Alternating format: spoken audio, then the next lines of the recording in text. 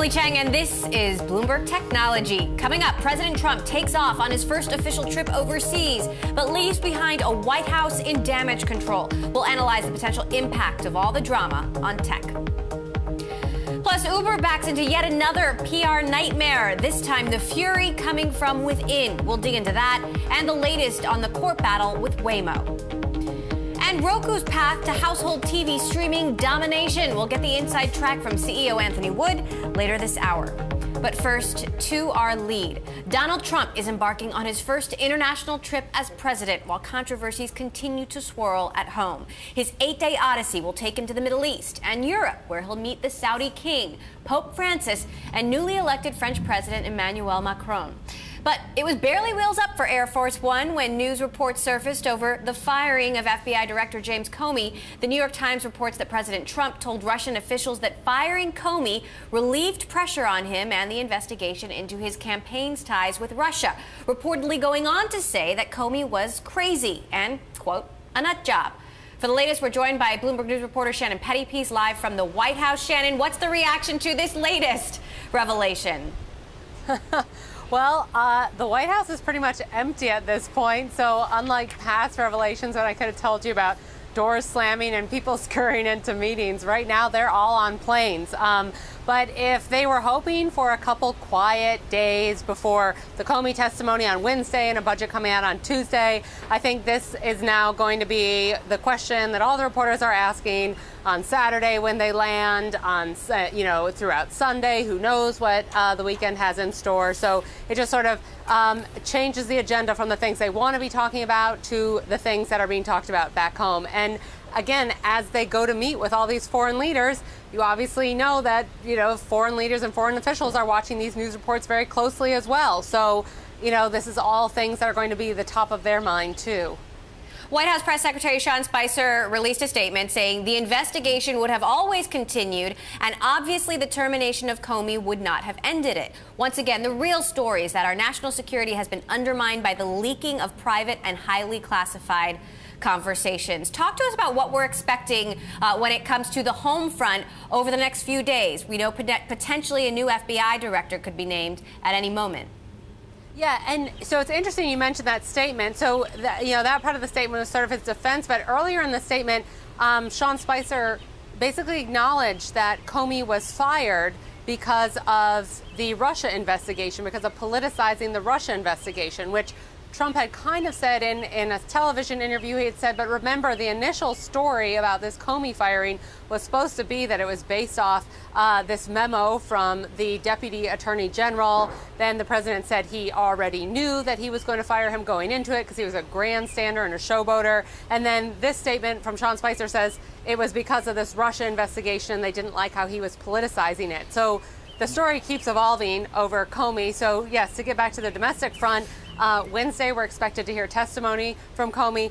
That will obviously huge headlines that day, the day leading up to it, and likely the days afterwards. And again, all sort of going on as the president is in the Middle East, as he's meeting with European leaders and trying to develop these very new relationships, for this young presidency.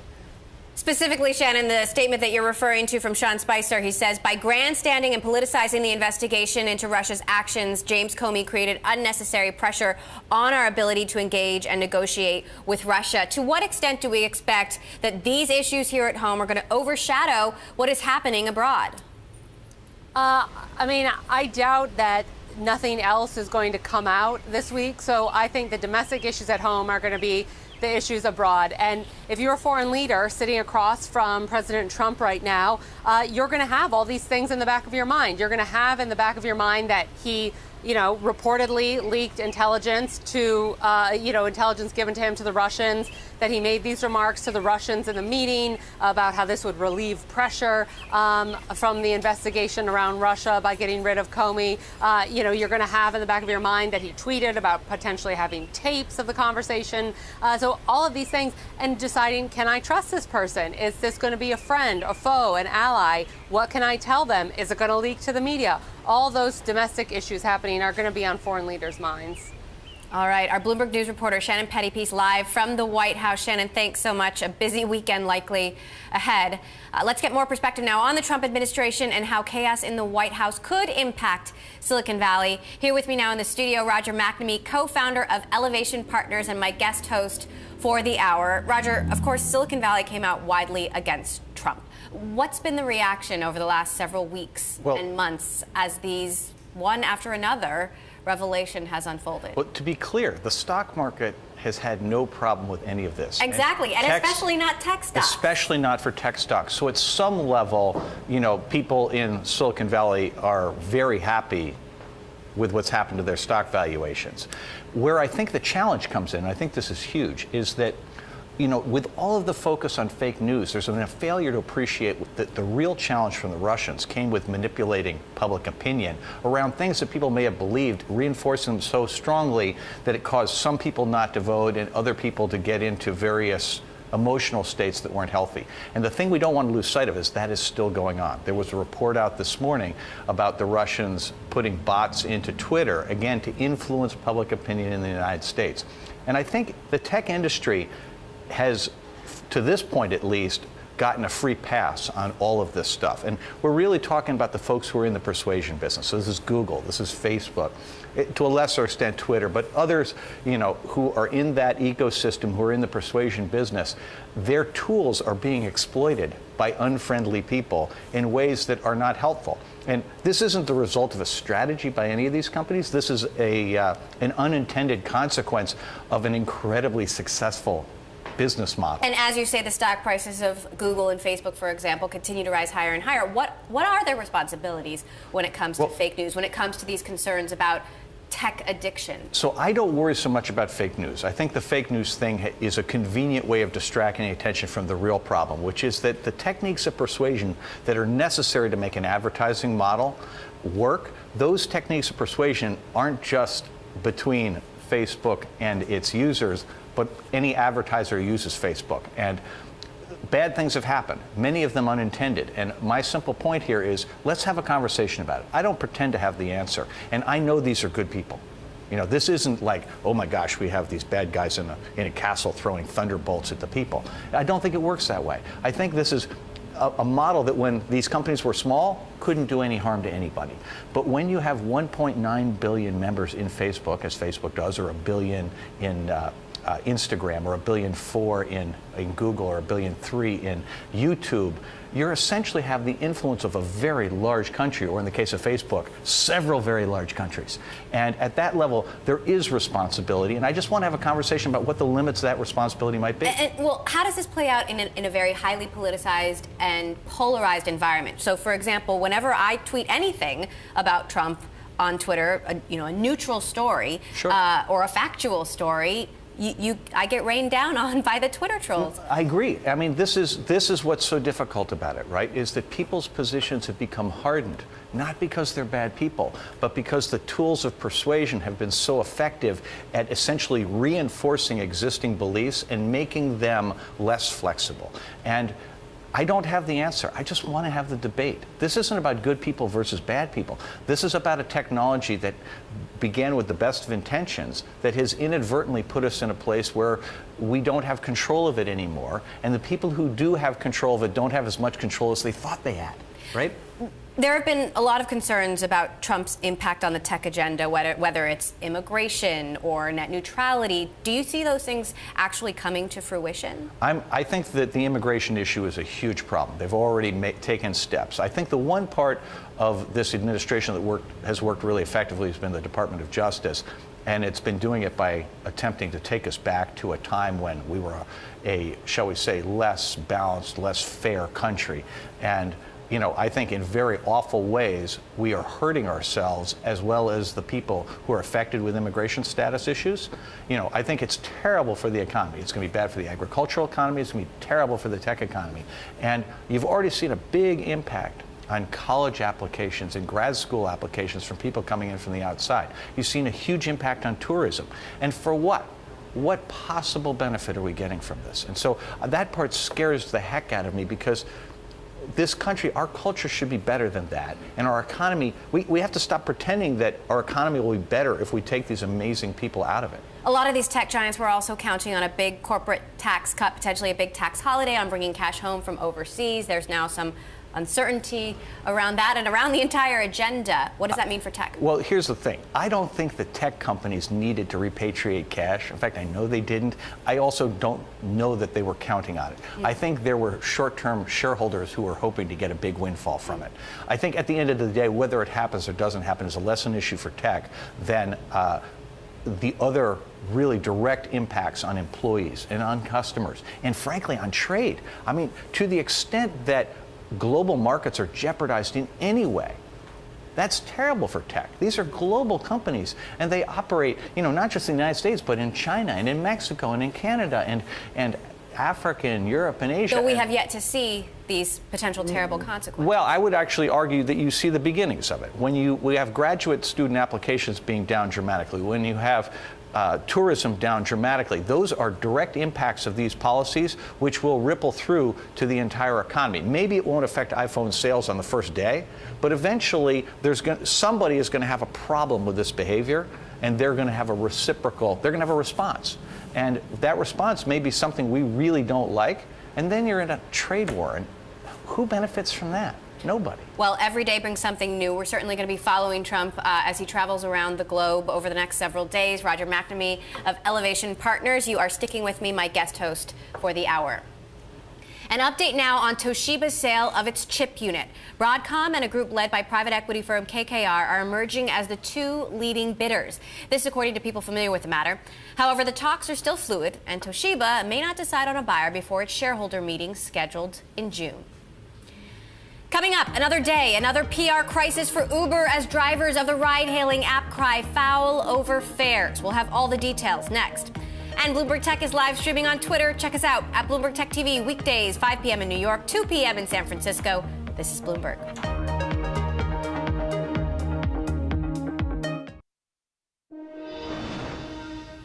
Bitcoin continues its record run. The cryptocurrency crossed $1,900 for the first time ever, marking its fifth day of gains. Bitcoin has more than doubled in value since the beginning of the year amid global political uncertainty and increased interest in Asia.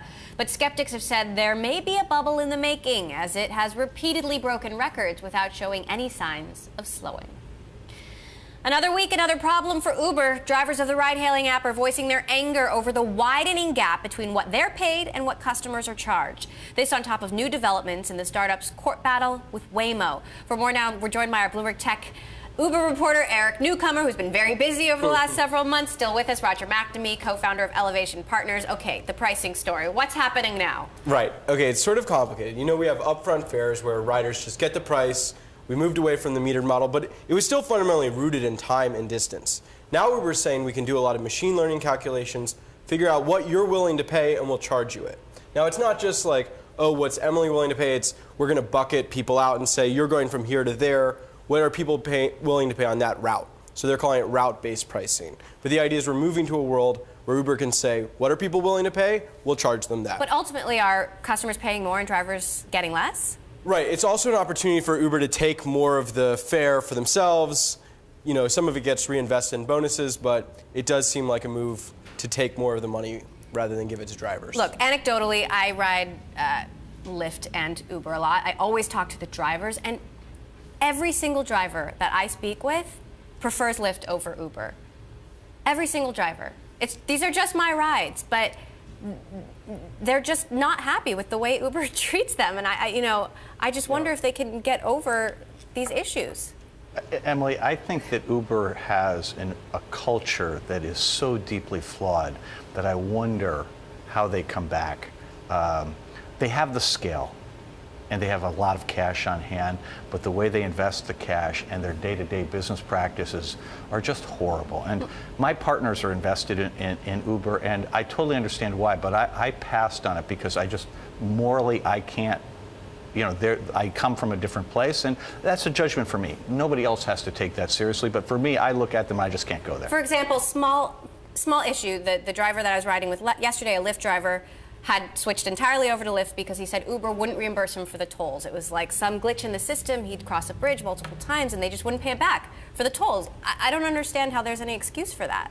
Well, the way I would look at this is, I think in the long run, if you treat your most important asset, which in their case, the drivers, really badly, karma is going to get you. And I have noticed this with friends. When we are at an event and people are waiting for a thing, they're all using Lyft now. But interestingly enough, one of the reasons they're using Lyft now is because it comes faster, because there are drivers who aren't responding to the Uber calls.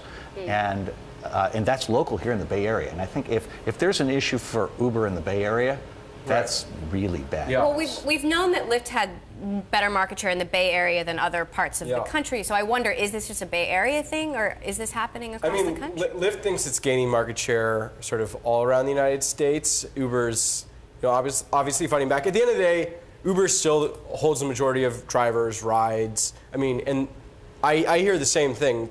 Drivers will say, I prefer Lyft. They prefer the Lyft brand, but they still tend to go where they're going to make the money. And I think Uber knows that with this sort of pricing, they are still they're redirecting the money to bonuses and other incentives to keep drivers on their platform. Some of these bonuses are like, you need to drive 100 rides for us. So they're ways of locking in the drivers through the compensation to keep them on their platform rather than going to Lyft. Roger, how does this play out? I was speaking with Fred Wilson, the venture capitalist, earlier this week. He said it's clear ride-sharing is not going to be winner-take-all, and Uber is grappling with that. Is Uber still a $70 billion company? I don't think it was ever a $70 billion company, except in the minds of the people writing those checks. To me, the challenge in this business in the long run is to establish a profit model that justifies any high level of valuation. And if you sit there and think about it, you apply a Google price earnings multiple on this, they have to have net income of what, 5-6 billion. Yeah. If you apply an Apple model, they got to be in double digit. Not negative 2.8 billion. Right. And so they're nowhere near where they got to get if they want to have from a terminal value point of view. And again, that price is being paid by people today, and more power to them. They may see something that I'm missing. But when we get onto this whole issue of driverless cars, one of the challenges that I think Uber has faced is they are always trying to do more things today than their income statement can handle. And I think if you're an investor, the dream of making all those big ideas work has got to be powerful, but at the same time, the probability of making them work has been pretty low. That's exactly right. And that's how Uber thinks about it. They say Amazon made all their big bets in cereal. They did one after another and sort of proved it to investors. We've been able to raise all this money. We're going to do them all at once. We're going to build Eats. We're going to invest in self-driving cars. And so we're going to make those investments. And we're going to be a huge company, but it's risky. Right. Yeah. Look at the balance sheet. Okay, Eric Newcomer, our Bloomberg Tech reporter, thanks so much. Roger McNamee of Elevation Partners. I can tell you want to say more. We're going to have to talk about it in the break. Stick with me.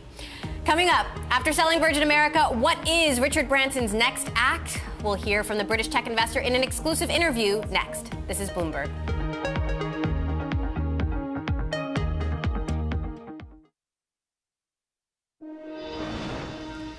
We had such a spirited conversation about Uber in the break. We're still here with Bloomberg Tech's Eric Newcomer, who covers Uber, and Roger McNamee of Elevation Partners. We were talking about Waymo. And first, Eric, I want you to give us a quick update on what's happening with Anthony Lewandowski. Real quick, Uber basically sent a letter to Lewandowski saying, you have to testify in our civil suit, even though you're pleading the Fifth Amendment, or we'll fire you. And that's not that big of a surprise. They need to show that they want him to testify in their defense. This is an ongoing huge court battle with Waymo over self-driving cars. And Roger, you think that this is a really big deal? I think it's a huge deal. And the reason I think it's a huge deal is that I think self-driving cars are further out than the conventional wisdom, and as a consequence will not come soon enough to save Uber, and they're much better off taking the money they would invest in it and buying cars from some other company that makes them.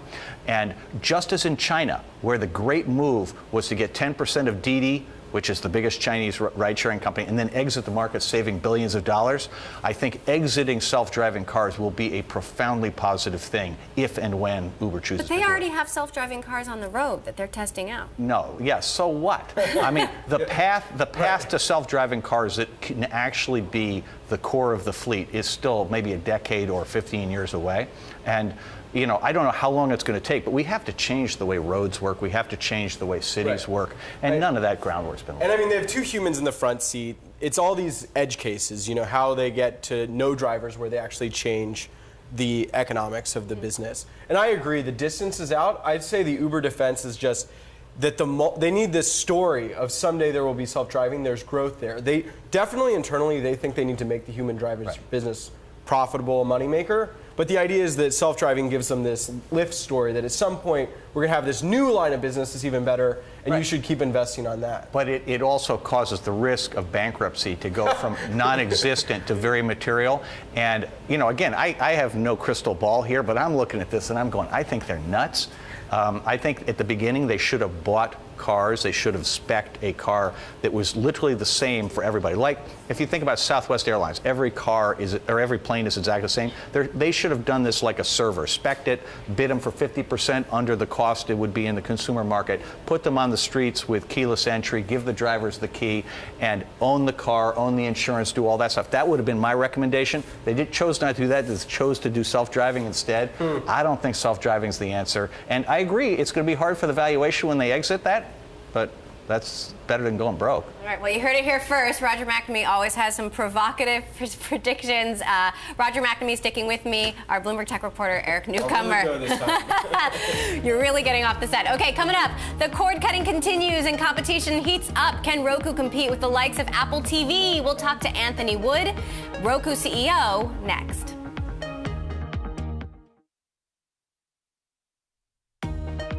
I'm Mark Crumpton in New York, and you're watching Bloomberg Technology. Let's begin with a check of first word news. U.S. Defense Secretary James Mattis says President Trump has issued an accelerated campaign to aggressively combat Islamic State. He directed a tactical shift from shoving ISIS out of seized locations in an attrition fight to surrounding the enemy in their strongholds so we can annihilate ISIS. The intent is to prevent the return home of escaped foreign fighters. 2 car bombs in Baghdad have killed 11 people and wounded at least 20 others. The Associated Press cites officials who say 4 police officers are among the dead. The attack comes as Iraqi forces, backed by the U.S.-led coalition, move in on one of the last neighborhoods held by Islamic State in Mosul, Iraq's second largest city. Saudi Arabia is the first stop on the president's first official trip overseas, where preparations are being made for his visit in Riyadh. The Trump administration plans to announce $110 billion in advanced military equipment sales and training to Saudi Arabia this weekend. Sweden's top prosecutor has dropped an investigation into a rape claim against Julian Assange, the WikiLeaks founder who in 2012 took refuge in Ecuador's embassy in London to escape extradition to Sweden, called the decision a victory for himself and the UN human rights system, but he said it has taken a toll. In prison, under house arrest, and almost 5 years here in this embassy without sunlight. 7 years without charge. Why my children grew up without me. That is not something that I can forgive. Assange might still face extradition to the United States. UK party leaders spent the day campaigning ahead of the general election on June 8th. Prime Minister Theresa May addressed Scottish supporters in Edinburgh, urging them to vote for the Conservatives. Main rival and Labour leader Jeremy Corbyn campaigned in Bedford. Liberal Democrats leader Tim Farron also campaigned in Bedford. Iranians were at the polls to vote on a new president. 4 candidates remain, including incumbent moderate Hassan Rouhani and hardliner Ibrahim Raisi. Iran's first presidential election since the 2015 nuclear accord drew surprisingly large numbers, with some waiting hours in line to cast their votes. The man accused of driving his car onto one of the busiest sidewalks in the U.S. and mowing down pedestrians has been charged with murder and 20 counts of attempted murder. New York City police say the Navy veteran drove 3 blocks in Times Square, hitting about 24 people. I'm Mark Crumpton in New York.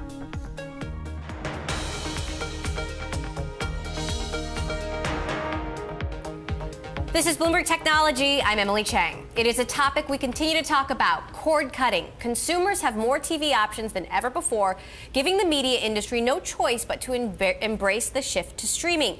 And as more platforms pop up, the more consumers choose to watch content this way. Roku found that consumers streamed about 9 billion hours of television in 2016, a 70% increase from the year prior. The company also hit over $400 million in revenue last year. Joining us now, Anthony Wood, Roku CEO, and still with us, Elevation Partners co-founder Roger McNamee. Anthony, the industry has embraced streaming, finally. It took a little while, but why choose Roku over Apple or Amazon or Google? Well, I mean, Roku is the #1 streaming platform in the United States. We have over 14 million active customers, and that's growing 40+% every year. And you know, we stream over 1 billion hours a month, and that's growing 60+%. So why choose us? We have the best products at the best price with the most content. Roger, you're bullish on streaming. I am very. But do you see consolidation in this business? No, well, not at Anthony's level. To me, the really interesting question is you've had this massive proliferation of content creators, which has been a boon for the industry. I mean, you know, you look at this and people talk about the golden age of television. And that golden age of television is not about network TV. It's about the services that things like Roku stream. And I don't know what causes that to end, because the success of it so far has been, I mean, wildly above the threshold that would be necessary to keep people doing it. And you know, you've had new entrants like Netflix, like Amazon coming into that space, and it wouldn't be shocking to see other new entrants come in. So I look at this, and the question to me is, what is ultimately the penetration of this stuff around the country? I don't know, but if it's, you know, if we're even a quarter of the way to maximum penetration, I'd be really surprised, because it feels like something that's going to be more or less ubiquitous at some point. What is penetration? Well, I think every household is going to stream. That's how people will watch TV. Yeah. It is the future of TV, and there will be operating systems in your television just like there are operating systems in your phone. So what does that mean for cable companies? Well, it means the way content is being distributed is changing completely. You know, half of Roku customers don't have a cable subscription. You can, and those that do, they can get it on their Roku. You can download a Xfinity app on your Roku TV, and you don't have to have a cable box. So what it means is that the way television is being distributed is changing from sort of quasi-monopolies of cable boxes from satellite and cable companies to operating systems like Roku. And that change is happening very quickly. Well, the cable guys, the thing with the cable guys, remember, they are the largest provider of internet access. So they're not, you know, their internet business is so much more important than the cable TV business to them today, that at some level they love what's going on here, because they can actually put Xfinity or their apps onto these platforms. But they're making so much more money on the cable part of it. They bundle everything together, but they're charging so much more. Well, their biggest business is broadband. And what's happening is that the internet is causing a lot of competition that didn't used to exist. There's a lot more choices for customers, and the margin actually in the distribution of video is shrinking, and customers are getting better values. They also own a lot of content. I mean, you look at Comcast's portfolio of content that they own, it's really significant. And you look at this and you go, these guys have hedged their bets, frankly, brilliantly. And so I look at this and go, are people going to consume more video and pay more for it 10 years from now than they're paying for it today? I think the answer to that is probably yes. Are they going to change the way they get it? Almost certainly. Consumers are watching more television. They get more choices. They get to watch what they want to watch. They don't have to watch ads if they don't want to watch ads. That's what we're seeing. What does this mean for companies like Netflix and Amazon? These are companies that are spending billions of dollars on original content. Can they keep it up? Well, who knows? But so far, they have. And, you know, the failure rate when you first start up is normally very high. That is to say, once you get experience, in principle, you should be better at doing something. And what's fascinating here is that they both hit the ground and didn't make any tragic errors out of the chute, and they each had monster wins right out of the chute. And so I look at this and go, I think the burden of proof is on those who do not expect them to be successful. I also think at the margin, it kind of doesn't matter for his business. All that matters is that people make more content, and that they make content that's looking for distribution channels other than the, you know, essentially network television and the cable package. And lastly, what about Apple? I mean, we've been hearing for so long Apple was coming with something special for TV. Is this We know they're dabbling in original content. Is it the Apple TV box? I have no idea. I happen to love Apple TV as a customer because, you know, I'm old enough that I need simplicity of the user interface and the connection and all that stuff. I like the portability. Plus, I had a large investment in iTunes product, which made me an above average customer for them, but you probably have a different point of view. Yeah, I mean, Apple TV has the smallest market share of any of the streaming players on the market. The number one streaming players are all in the sub $50 category. For example, the Roku Express, $29, is selling like gangbusters. Yeah, I mean, I probably have half of Apple's market share in California in my house. But the way most customers are going to get their streaming platform, their operating system, it's going to be built into the TV that they buy. Roku, you know, last year, 1 in 8 TVs sold, smart TVs sold in the U.S. were powered by Roku's OS. This year, 1 in 5 smart TVs sold will be powered by Roku's OS, and eventually that's going to be, you know, every TV is going to come with an operating system built in. Is there an economic model in putting the OS into the TV for you, or is that a loss leader that basically powers up the rest of the business? Yeah, so we gain market share by distributing players and license the TV, but that's not how we make money. Our business model is we're an advertising and content distribution platform. I mean, one of the big things about streaming that most people don't realize is the world of advertising is completely changing. You know, instead of Nielsen ratings, we're moving to internet-based technologies, data, machine learning, targeted ads, and that's a big part of what we do, is building that platform. And what percentage of the people who get a smart TV activate the Roku that's in it? Well, it's the highest activation rate. I mean, it's over 85%. 85%. Wow, that's really impressive. That's really impressive. All right. Anthony Wood, CEO of Roku, thanks for stopping by. Roger McNamee, you are sticking with me. I want to get to a story that we are monitoring. A passenger was restrained by law enforcement on an American Airlines flight from LA to Honolulu for putting a laptop near the cockpit door. This coming to us from airline officials. All of this happening on American Airlines. This passenger was restrained by law enforcement. American Airlines Flight 31 from LA to Honolulu. We're going to continue to follow that story. Coming up, the WannaCry malware hack attack spread throughout the globe this week at an unprecedented pace. But was the ransomware payoff worth it for the hackers? We will discuss in the Week in Tech.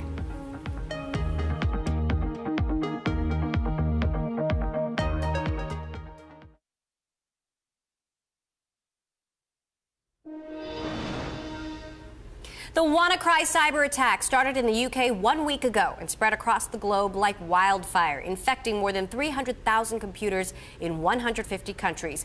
While the events over the last 7 days are concerning, the payoff for the hackers has been less than impressive. Earlier, I spoke with Tom Giles, our Bloomberg Tech editor, and Mark Gurman, a reporter at Bloomberg Technology, about WannaCry and the other tech stories that grabbed our attention this week. People either already protectively downloaded the patch, the ones who didn't learned a very valuable, very important lesson. Other people, they were able to apply it later, they were able to, or they just, maybe you gave up your data that they were holding ransom, or you did the smart thing and you backed it up. Even if you didn't download the patch, you had it in the cloud, you had it somewhere else, so you can ditch your, you can ditch your computer. Now, Symantec claims they stopped 20-some million of these attacks. We actually had the CEO of Symantec on the show. Take a listen to what he had to say about the problem with ransom hack attacks in particular. So this problem is rife. It is a way of making money for criminals, and it is definitely an effect on the enterprise, but also on consumers and their sort of digital safety. So again, not that much money collected, but again, concerns, back on heightened alert about security in general. Do we know more about where this came from? There were reports earlier in the week that there were ties potentially to North Korea. Right, yeah. So what they've said is they said this one in particular has certain parallels to former attacks that came from North Korea. Originally, some researchers were pointing the finger at Russia, so it seems to have shifted a little bit more toward Asia on this one. In the end, it wasn't a very sophisticated attack.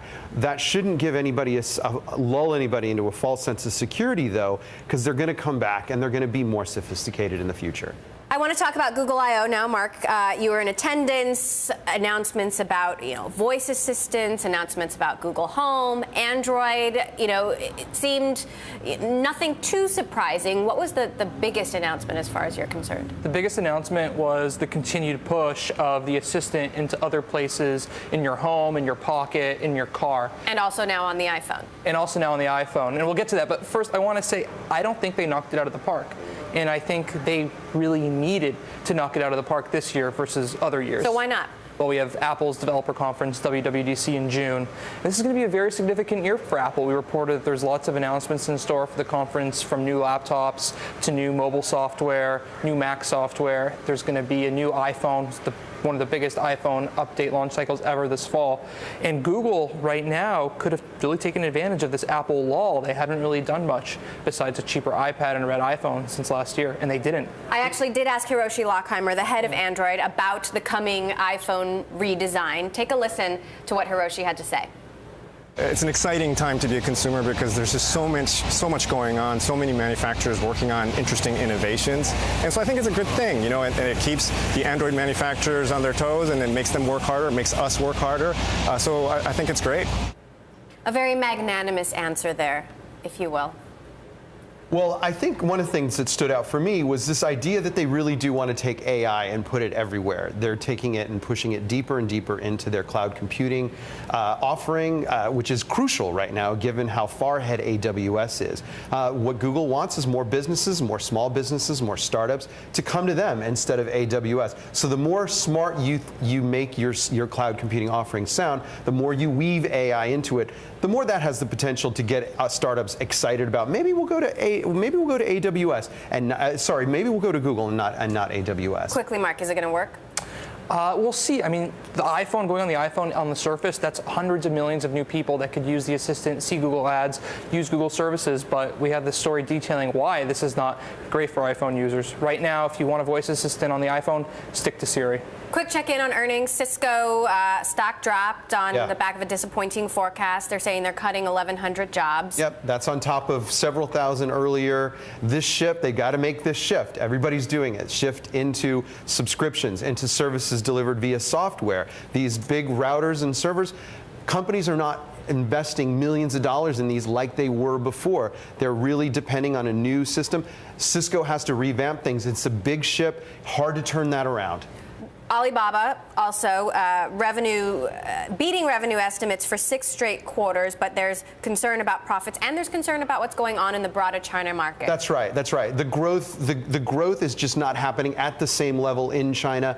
That affects Alibaba. They're reaching out to millions of consumers across that country, and if those consumers are less confident about their prospects, about growth, about the economy, they're going to spend less on Alibaba. What Alibaba's doing to compensate for it, investing lots in cloud computing and entertainment, like their big U.S. counterpart, Amazon, doing a lot of the same things. So that's going to hurt the bottom line. The more you invest in new things to keep your customers more sticky, the more that's going to, crimp margin and affect how you're spending your money. That was Bloomberg Technology's Tom Giles and our very own Mark Gurman. Serial entrepreneur Sir Richard Branson has hinted that he may get back into the U.S. airline business. It comes amid a royalties tussle over the Virgin America brand with Alaska Air, which bought the airline in December for $2.6 billion. Our editor-at-large, Corey Johnson, sat down with Branson. The Virgin Group founder spoke about the difficulties of the transaction and also signaled something bigger on the horizon. They've said that they'll continue to use Virgin America for another, I think, 18 months, something like that. And then they're going to merge all the planes into one brand, Alaska Airlines. But don't they have a responsibility to continue to pay Virgin for the duration of that contract? Yeah, until 2030, they carry on paying royalties. Unless we decide to start another airline, and so we'll see what happens. Is that something you'd be willing to do? Watch this space. Now, we're continuing to monitor this story about a possible security breach on American Airlines Flight 31. That flight from LA to Honolulu, we now know, has landed safely. This according to an airline spokesperson. A passenger was restrained on that flight, we're told, by law enforcement and flyers, other passengers, after putting a laptop near the cockpit door. As the plane landed, law enforcement rushed in. We're told that passenger has been restrained. American Airlines says it's in touch with federal law enforcement right now, and we'll continue to bring you any headlines on that as we have them. This is Bloomberg.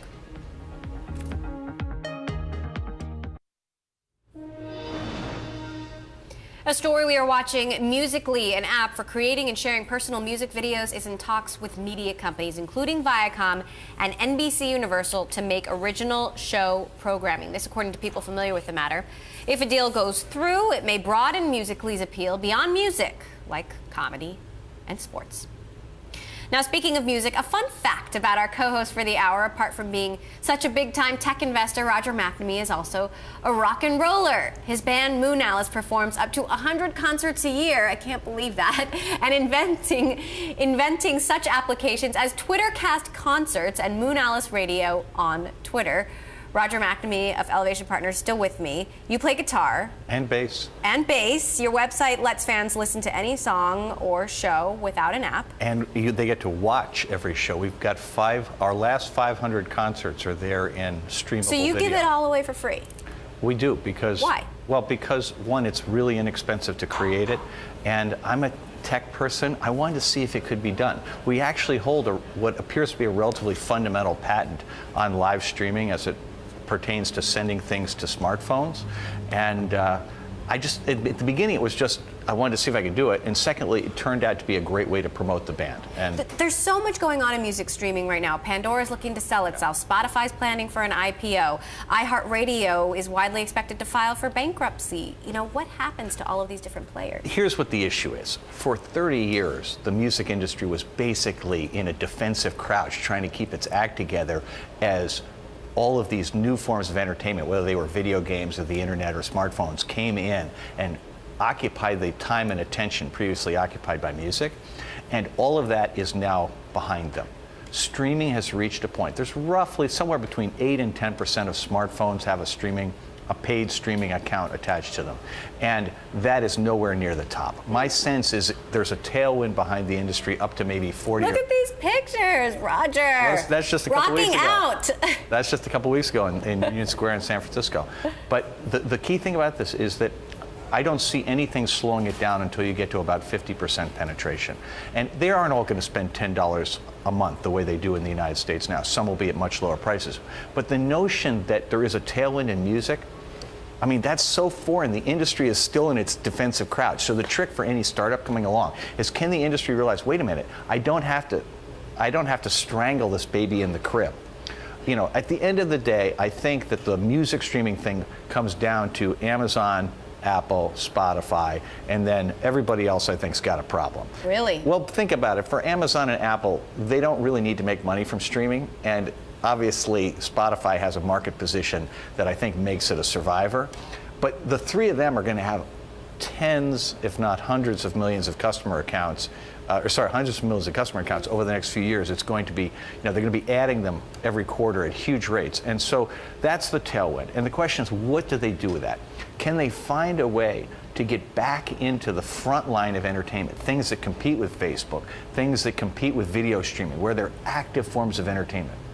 On that note, I want to take it out. We have 1 minute left. I want to take it out on Facebook versus Snap. Yeah. What's your prognosis? I wouldn't want to be Snap right now. I think that for all intents and purposes, Facebook has this monopoly in social. It's been able to extend a lot of that leverage into Instagram, and they've decided to they're basically copying every single feature of Snap. And I just don't think Snap is prepared culturally inside to defend itself against a company that powerful. Are you still a Facebook shareholder? I am still a Facebook shareholder. Do you think Snap goes away? It's hard to say. They have a lot of cash now, but I worry deeply about their business. I think it's very hard to sustain growth in a business when you have a really focused, committed, and deep-pocketed monopolist competitor. I just think it's a really hard game. Fred Wilson told me he thought it was stock. depressing that Facebook had to copy all of Snap's features. Oh, I agree that it's depressing. I also think this is what happens when you have, when monopolies are okay in the economy. The companies with big economic power get to set the rules. And, we as a country have made that choice. I don't happen to think that's the best thing for innovation. I think Fred's absolutely right. I think it kills startups.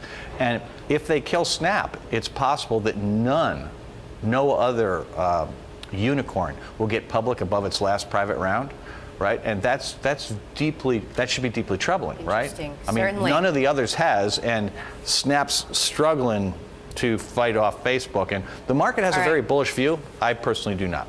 We'll leave it there. Roger McNamee of Elevation Partners, always great to have you here on the show. Thanks for stopping by. Everybody have a wonderful weekend. So we'll good see to you have on Monday. you back. Thank you. It's good to be back.